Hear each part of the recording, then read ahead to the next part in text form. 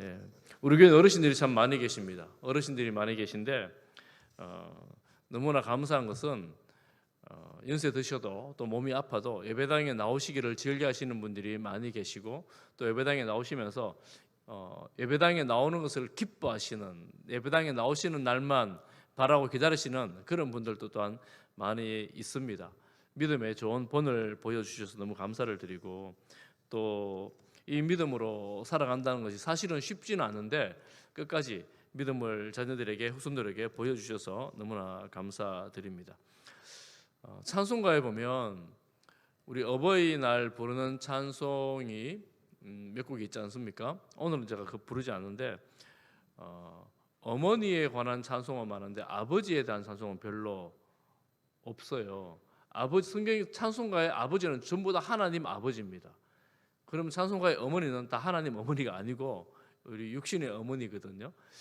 그러니까 이 아버지가 이 가정에 미치는 영향력이 별로 없는가, 뭐 이런 생각을 할 수가 있긴 있겠지요. 아무래도 어머니가 자녀들에게 미치는 영향력이 더 큰가, 뭐 이런 생각을 할 수도 있긴 있을 것 같은데 이 성경에서 구체적으로 이건 이렇다 저건 저렇다 말이 나오지 않으니까 잘 모르지만 어쨌거나 아버지하고 자녀들은 밀접한 관계가 있습니다. 이삭은 아버지 손에 죽을 뻔하잖아요. 야곱은 어떨까요? 야곱은 자식 자녀들에게 어떤 아버지였을까요? 한번 생각해 보십시오. 야곱은 12아들이 있잖아요. 12아들. 본의 아니게 아버지 때문에 자녀들이 엄청 고통을 많이 받았습니다. 그 편애 뭐 이런 것들 때문에 자녀들도 고생을 많이 했죠. 다윗은 지금 저희 사무엘상 보면서 보니까 가정에서 아버지로부터 좀 소외받은 그런 아들이었습니다. 그렇지만 오늘 제가 보려고 하는 것처럼 다윗은 이스라엘의 가장 탁월한 선한 왕, 아버지는 모르겠지만 가장 기준이 되는 그런 왕이 되었습니다. 열왕기서를 쭉 보면 여러분 선했던 왕의 아들 중에 악한 왕이 나오는가 하면 악한 아버지 아래에 선한 왕이 나오기도 합니다. 그래서 이 직접적인 영혼관계, 인간관계를 찾기가 쉽지는 않습니다. 반대로 성경에 보니까 우리 보신 것처럼 엘리는 그나마 좀 하나님의 뜻을 아는 제사장이었지만 아들들 때문에 엘리 집안이 몰락을 하게 되잖아요. 아들들이 너무나 못했죠. 사무엘 역시 탁월한 선지자였고 제사장이었긴 했지만 아들들이 정의를 버림으로 사무엘이 이제 신정에서 왕정으로 옮겨가는 그런 역할을 하게 되지요. 그런 일들에 아들들이 결정적인 영향을 미치게 됩니다. 탁월했던 다윗은 어떻습니까? 여러분 다윗의 아들들은 어땠을까요? 다윗의 아들들 중에는 아버지를 향해 칼을 들었던 그런 아들들이 있잖아요. 반역을 일삼았잖아요. 그 다윗이 탁월한 아버지였고 왕이었는데 아들들은 좀 그랬습니다. 죽을 뻔했어요. 아버지가 아들들 손에. 솔로몬은 어떨까? 솔로몬은 제가 성경을 쭉 보면서 우리가 또 열왕기상을 쭉 보면서 아버지 덕을 제일 많이 본 아들이 아닌가 이런 생각을 하면서 오늘 말씀을 좀 보려고 합니다. 사실 아버지와 아들의 관계는 모르겠습니다. 상처가 좀 많이 있는 것 같아요. 아버지와 아들. 혹시 여러분 아들들 중에서 아니면 딸들 중에서도 마찬가지인데 아버지랑 굉장히 친밀하게 잘 지내고 있는 그런 분들 계십니까? 제가 보니까 주변에 아버지하고 아들들하고는 그다지 별로 많이 친하지 않는 관계들이 더 많이 있지 않나 이런 것들을 좀 봅니다. 오늘 아버지의 덕을 가장 많이 본 솔로몬 이야기를 제가 조금 하려고 하는데요. 솔로몬의 전반기는 꼬리표처럼 따라붙은 이야기가 있습니다. 그게 뭐냐면 내 아버지 다윗. 솔로몬이 말할 때도 내 아버지 다윗, 내 아버지 다윗. 하나님께서 말할 때도 너의 아버지, 내 아버지 다윗, 너 아버지 다윗이라고 늘 꼬리표처럼 말씀을 붙였습니다. 8장에 보면 열왕기상 8장에 보면 성전을 건축하고 언약궤를 옮겨놓고 이제 하나님 앞에 기도를 하고 백성들 앞에서 말하는 내용들이 나오는데 계속해서 반복합니다. 내 아버지 다윗, 내 아버지 다윗. 그러니 예루살렘 성전에 관해서는 다윗을 빼고는 설명할 수가 없죠. 솔로몬이 짓긴 지었지만, 아들이 짓긴 지었지만 아버지 다윗을 빼고는 말할 수가 없습니다. 그리고 솔로몬은 아버지가 정말 특별합니다. 솔로몬이 그때까지 생존할 수 있었던 것은 아버지 다윗 덕분이죠. 혈통적으로도 뭐 그럴 뿐만 아니라 왕직이라는 의미에도 그렇습니다. 우리가 보아서 알지만 반역할 때, 형이 반역할 때 하루만 늦었어도 솔로몬은 생명을 보존하지 못하는 위험한 지경을 지났죠. 하루 만에 아버지가 이 솔로몬을 왕으로 세웠기에 왕이 될 수가 있었습니다. 솔로몬에게 있어서 이 다윗은 절대적인 존재였다고 말할 수가 있습니다. 그게 사실은 하나님께서 솔로몬에게 어마어마한 많은 복을 주실 때 아버지 다윗을 기준으로 해서 복을 주십니다. 아버지 다윗의 기준이 뭐냐? 열왕기상 9장 4절에 보면 이렇게 말합니다. 내가 만일 내 아버지 다윗이 행한 길을 따라 행함같이 마음을 온전히 하고 바르게 하여 내 앞에서 행하며 내가 네게 명령한 대로 온갖 일에 순종하여 내 법대로 율례를 지키면, 열왕기상 9절 5절 9장 5절, 여러분 앞에 두 장 넘겨 보십시오. 9장 5절을 같이 한번 읽어보겠습니다. 다 지켜 행하면 뭐라고 말씀하시는 거 함께 보겠습니다. 시작. 내가 네 아버지 다윗에게 말하기를 이스라엘의 왕위를 오를 사람이 내게서 끊어지지 아니하리라 한 대로 내 이스라엘의 왕위를 영원히 견고하게 하려니와. 이 이스라엘의 왕이 다윗 계통, 유다의 혈통에서 계속 왕이 나올 수 있는 조건 하나가 있는데 아버지 다윗처럼 하는가 그렇지 않는가 이것이었습니다. 솔로몬에게 하나님께서 말씀하시는 거예요. 나타나서 직접 해서 말씀하시는 것입니다. 그래서 솔로몬은 바로 위에 늘 보던 아버지니까 그 아버지가 그의 기준이 되었습니다. 아버지도 사실은 죽을 때 그렇게 유언을 합니다. 유언을 해요. 내 하나님 여호와의 명령을 지켜 그 길로 행하라. 그 길로 행하라.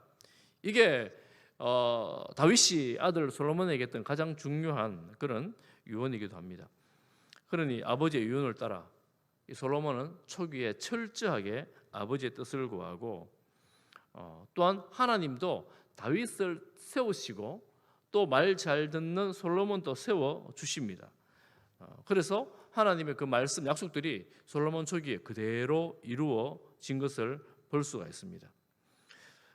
그러니 이 솔로몬에게 있어서 아버지는 절대적인 그런 존재였죠. 하나님이 늘 그렇게 말씀하고 자기 자신도 부정할 수 없는 사실이었기 때문에 그렇게 말을 들었습니다. 그렇게 말을 들으니까 솔로몬은 겸손했습니다. 또한 지혜로웠습니다. 또한 겸손하고 지혜롭게 하나님을 섬겼더니 하나님께서 그에게 땅에 없는 지혜를 부어 주셨습니다. 지혜뿐만 아니라 재물과 부귀와 영광 모든 것을 다 주셨습니다. 그러니 솔로몬은 아버지의 말을 들었고 하나님의 말씀을 들을 때에 아버지 다윗 때 이루지 못했던 태평성대 최강국을 이루었습니다. 솔로몬은 아버지 덕분에 어마어마한 영광을 땅에서 보게 되었지요. 그렇지만 우리가 아는 것처럼 솔로몬 노년에 이 모든 것이 다 바뀌어집니다.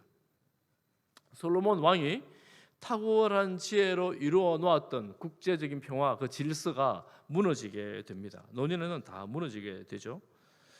여러분 보시면 대외적으로도 남쪽에 어떤 반역자가 나오고 북쪽에서 나라가 강국이 나와서 솔로몬을 힘들게 하고 뭐 대외적인 것은 지키면 된다 하지만 나라 안에서도 대적이 나오죠. 그 사람이 누굽니까? 여로보암입니다. 그것도 솔로몬의 신하의 아들 여로보암이 솔로몬 왕을 대적합니다. 솔로몬 왕은 그를 대적하는 것을 보고 없애려고 했지만 여로보암이 애굽으로 망명을 떠나버리는 바람에 없애지를 못하게 되죠. 그리고 솔로몬이 죽고 난 다음에 그가 이 나라에 들어와서 북이스라엘을 만들어내는 그런 역할을 합니다. 하나님은 사실은 그 솔로몬 왕에게 모든 것을 다 주셨고 또 주셨건만 솔로몬 왕은 말년에 하나님을 떠나게 되면서 이 나라를 빼앗아서 다른 사람에게 주겠다 하고 하는 말씀이 바로 오늘 읽었던 본문의 말씀입니다. 열왕기상 11장 말씀.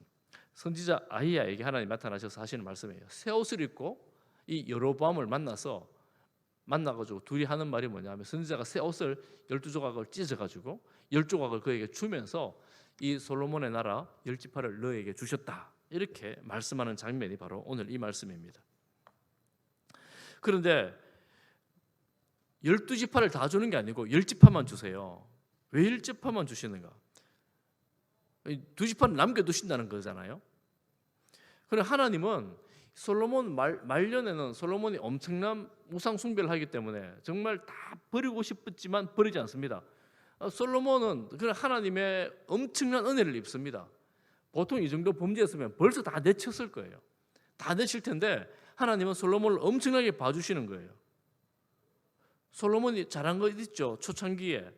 그것 때문에 봐주셨을까요? 오늘 11장 34절부터 보면, 여러분 오늘 본문 쪽에 한번 보세요. 34절. 다 버리려고 했는데, 솔로몬 다 빼앗아 주려고 했는데, 그러나 내가 택한 내 종 다윗이 내 명령과 내 법도를 지켰기 때문에 내가 그를 위하여, 다윗을 위하여 솔로몬 생전에는 온 나라를 그의 손에서 빼앗지 아니하고 주관하게 하려니와, 또 내가 그의 아들의 손에서 나라를 빼앗아 그 10지파를 너에게 줄 것이다. 여로보암 너에게 줄 것이다. 이렇게 말합니다. 솔로몬은 자기가 살았을 때 이미 빼앗길 만한 죄악을 범했는데 아버지 다윗 덕분에 너 때는 네가 편안히 죽을 것이다, 이렇게 복을 받는 겁니다. 그러니 솔로몬이 얼마나 아버지 덕을 많이 봅니까? 그리고 다 뺏기지도 않고 아들 댁에 가서 10지파 주면 다 주는 거잖아요. 사실은 10지파만 주겠다, 이렇게 말씀합니다.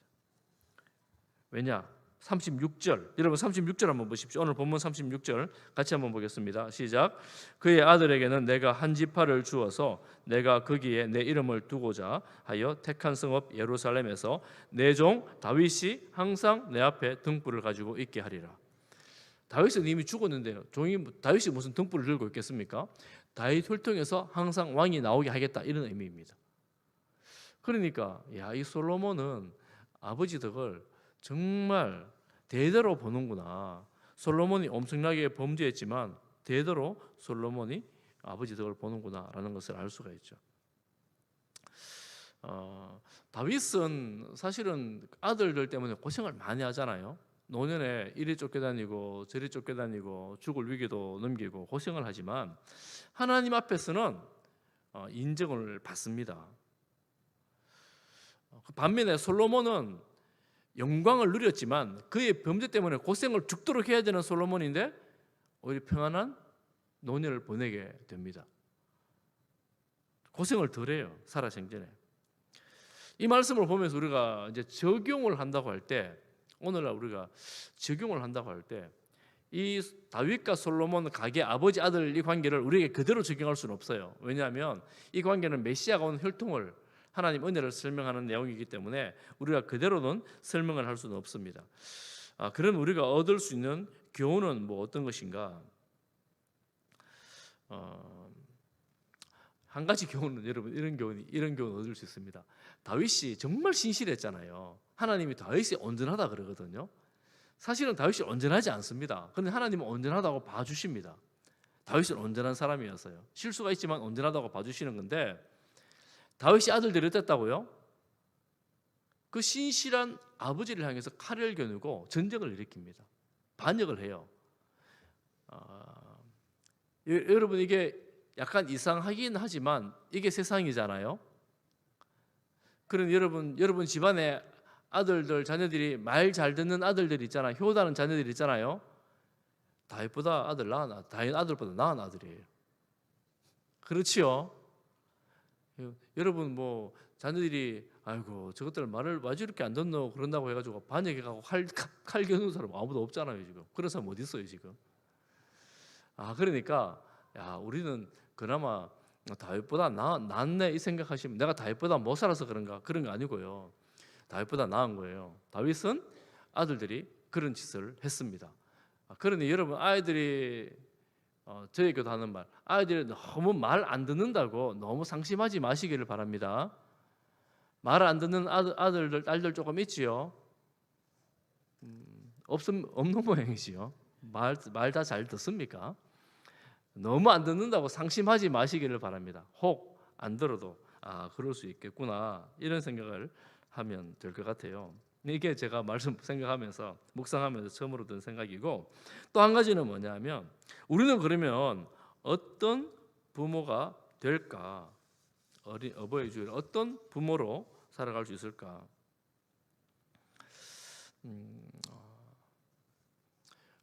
여러분 다윗이 온전함이 어디에 있겠습니까? 다윗을 왜 온전하다고 할까요? 이제 앞으로 다윗 이야기를 보면 이 다윗을 생각할 때마다 여러분 꼭 우리가 이제 봐야 되는 열왕기나 역대기를 보면 열왕의 기준이 다윗입니다. 열왕의 기준이 다윗인데 다윗이 온전치 않다는 것들 우리가 다 알잖아요. 그러면 하나님은 다윗의 무엇을 보고 온전하다고 말씀하실까? 우리가 위로가 되는 것은 우리는 온전치 않습니다. 우리 모두는 온전치 않습니다. 온전치 않지요, 여러분? 온전하십니까? 온전하시기를 축복합니다.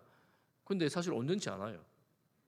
하나님 보실 때에 그리고 내가 나를 봐도 온전한 게 별로 없잖아요. 그런데 하나님께서 신실하게 봐주시는 거예요. 하나님이 온전하다 하시는 거예요. 여러분 이게 굉장히 중요합니다.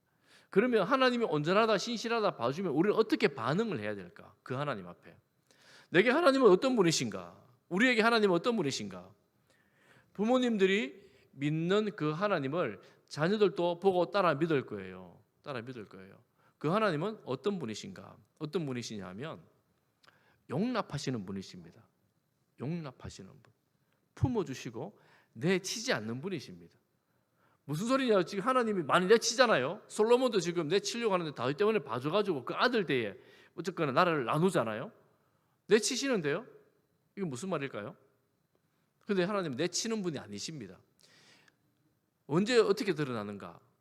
다윗이 훌륭한 점은 범죄하지 않았기 때문이 아니라 범죄했다는 것을 알게 될 때 하나님께로 돌아간 거예요.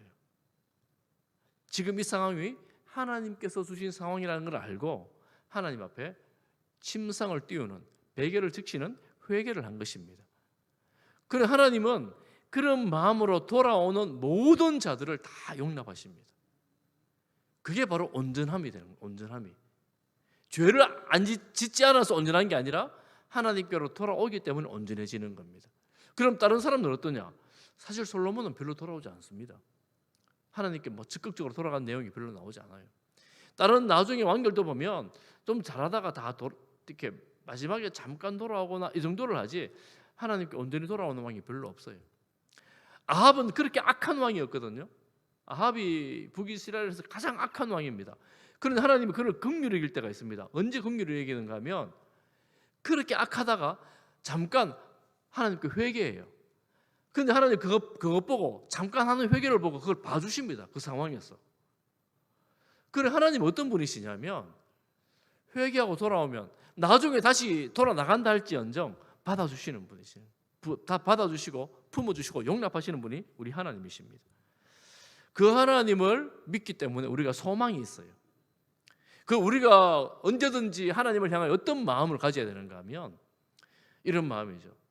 지금 이 순간 이 자리에서 하나님을 기억하고 하나님을 바라보는 것입니다. 그런 의미에서 오늘 여러분 정말 잘 나오셨어요.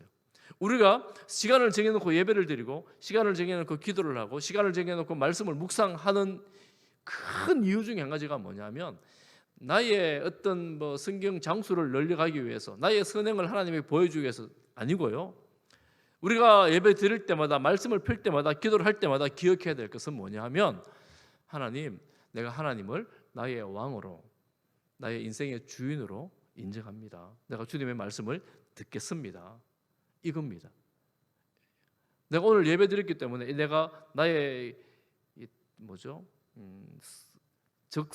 선을 한 번 더 쌓았다. 오늘 예배 한 번 더 드리니까 선을 더 쌓고 저 사람은 안 들었으니까 선이 나보다 못하고, 이런 게 이제 우리 기독교가 아닙니다.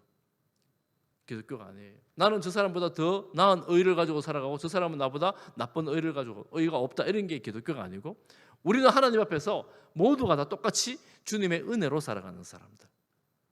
그러니 내가 더 잘한다고 자랑할 게 별로 없고 저 사람 못한다고 해서 비난할 것도 사실은 별로 없어요. 오히려 주님 바라보면서 주님 앞에 앉을 때마다, 예배 드릴 때마다, 말씀을 펼 때마다, 기도할 때마다 주여 불쌍히 여겨주십시오. 하나님 은혜를 주십시오. 왜냐하면 돌았으면 내 마음에 어둡고, 돌았으면 나도 역시 죄 가운데 있는 교만하고 분노하고 이런 연약한 죄인인 것을 부인할 수가 없으니 그저 하나님 앞에 돌아 나가는 것입니다. 하나님을 인정하고 기억하고 따라 나가는 것입니다.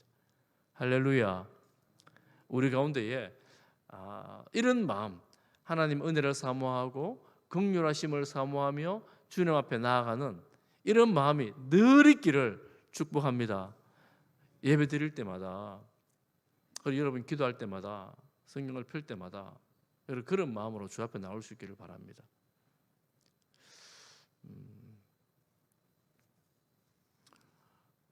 우리 자녀들이, 여러분 자녀들이, 제가 지난주에도 말씀을 드렸지만 5월달에 이런 말씀을 제가 여러 번 할 것 같아요.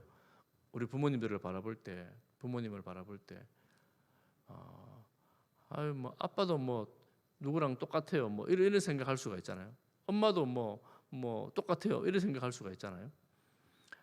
우리 아이들이 행동, 눈에 보이는 것만 보지 않고, 눈에 잘 보이지 않지만 하나님을 찾는 삶을 함께 볼 수 있기를 간절히 바랍니다.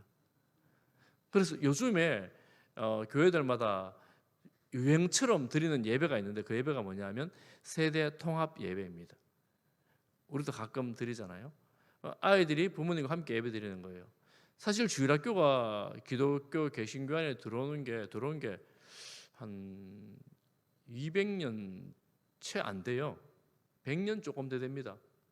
주일학교가 기독교 안에 들어온 게 오래되지 않았습니다. 2000년 역사 가운데 오래되지 않았어요. 그러면서 주일학교가 들어오면서 예배가 부모님 예배와 아이들 예배가 나뉘어지게 되었거든요. 그런데 요즘 다시 부모와 세대 통합 예배를 많은 교회들이 이제 드리려고 시도를 합니다. 왜냐하면 이게 믿음이라는 것이 아이들에게 특화된 교육도 필요하지만 부모로부터 보고 배우는 믿음이 정말 중요하다라는 것을 요즘 새롭게 인식하고 있기 때문에 그렇습니다. 그런데 부모님이 예배드리는 모습, 부모님이 기도하는 모습, 부모님이 찬양하는 모습, 이 모습을 아이들과 함께 보여주는 거예요.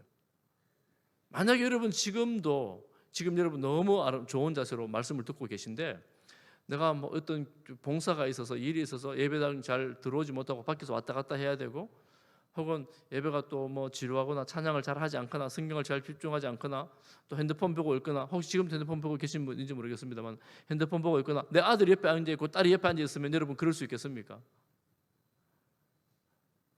그런 마음으로 우리가 하나님 앞에서 우리 자녀들과 함께 이 신앙의 본, 아름다운 믿음의 본을 보여줄 때에, 이게 온전하진 않지만 그나마